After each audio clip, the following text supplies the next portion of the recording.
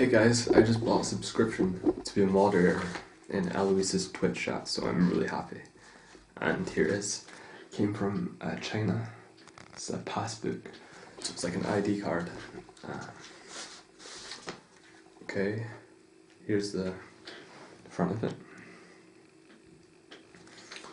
Okay, and here's my name, etc.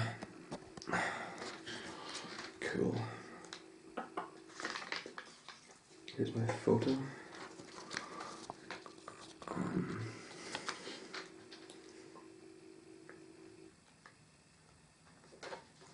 And this is where I write down people I've banned, so that's super cool.